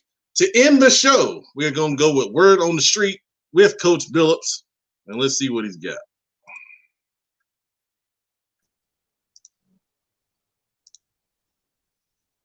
I got to compose myself. All right, the Word on the Street this week is, hey, guys, there's a difference between being an athlete and being a boxer. Some of y'all need to learn the difference between fighting and boxing. Just because you don't want a couple battles in the bathroom in the middle school, you know how it is. Some stuff go down lunch. You be like, hold up, man, you come see me outside, man. Now we go in the bathroom, get down. We all come in there. We all did that Piedmont Open Middle School. We all went in that little tiny bathroom. Somebody with the lookout watching, and we watch 2 people rush in and do that. Boy, Nate Robinson, boy, the ancestors, they was looking down, and I know they was disgusted. When you ran in there when the first bell rang, and you duck your head down through that punch, I said, oh, he gonna get knocked out. I said, this is gonna be a short fight. Nate, what in the world were you doing? It's like Snoop said, did your coach just teach you offense, no defense? You know, you throw the jab, get out. Throw the jab, get out. You were rushing, hugging. And when you got, oh my goodness, man, you got hit in the medulla oblongata, I bust out laughing. I said, he done. You got up, though. You got heart. You got heart, cuz. You got heart. Because you from the hood, you got heart. I saw you got a lot of heart, but boy, don't you ever in your life step foot up in no damn boxing ring. You an athlete, man, but good gracious, boy, the ancestors saw that white man just beat the dog brakes off of you. My third eye was burning to watching that massacre. And then, who and what fight was them ref watching with that Mike versus Roy Jones Jr.? Because let me tell you something, that was no draw. Every time Mike hit Roy in the body, Roy looked like their rocket. It looked like a rocket. If I act Ivan Drago, sweat was getting knocked off him. But Roy got hard. You know, I told somebody, going back to Nate Robinson, I said, boy, that fight looked like when Apollo got knocked out by the Russian. And, you know, old buddy was like, throw the damn towel. You know, I was screaming that, but nobody threw the towel, so I was shocked. Roy Jones Jr., you don't have to, I know you from the hood, Pensacola. Hey, dog, we know you ain't fighting him again. When you say your body, when he hit you, your whole body was hurting. I said, you ain't got nothing to prove. But let me tell you something. When you threw that fadeaway punch, that fall away punch, and hit Mike was about to kill you. I'm just glad you survived. But don't you ever get back in the ring with Mike Tyson. I advise everybody. No, they say they want to see Mike Tyson versus Bernard Hopkins. Bernard, please don't do it. When Mike Tyson said, he was saying a lot of crazy things, but when he says he's a gladiator, a warrior, and the angels call him back to the arena, I said, nah. Y'all leave Mike alone. Mike crazy. And then to that crazy person who tried to fight Mike after the fight at the club, do your research, young fellas. Don't y'all mess with Mike Tyson. Mike Tyson put you in the dirt, 10 toes down. But last but not least, can we petition for Snoop Dogg to be a commentator for now on? Because I never laughed so hard in my life. When my man started singing that church hymn when Nate got locked down the second time, I was in tears. When he said Roy and Mike Tyson looked like his 2 drunk uncles at the cookout fighting, I was in tears. Have fun, be smart. Don't think you could box a boxer. Now that's the word on the street.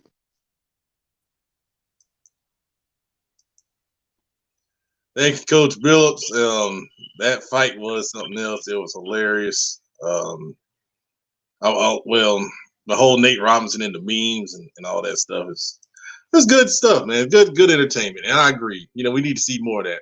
You know, it's always cool to see, you know, old guys that did stuff really well come back and do stuff. And maybe that's something that can be expanded. You know, we get some old football players out there to play 7-on-7 and, you know, I don't know. You know, they used to do the Legends game with Major League Baseball and all that stuff. So, I mean, that's pretty cool. You know, one time.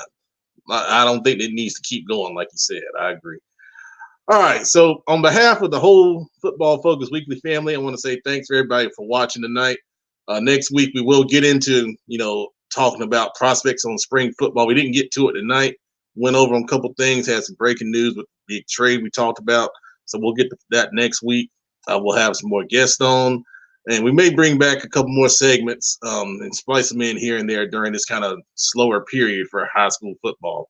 We'll recap the championship games with Cowboy Joe from South Carolina. We'll see who the loser of the week is, and I'm sorry, Jagged Joe is the new name now. I'm sorry, but he's still Cowboy Joe to me. But we'll have the family back once again next week. Thanks for watching. We'll see you soon. And hey, you 3 people watching right now, share with somebody. We got the camp coming up next Friday at Mountain Island Charter. I should have talked about it earlier in the show. You'll definitely hear about it next week.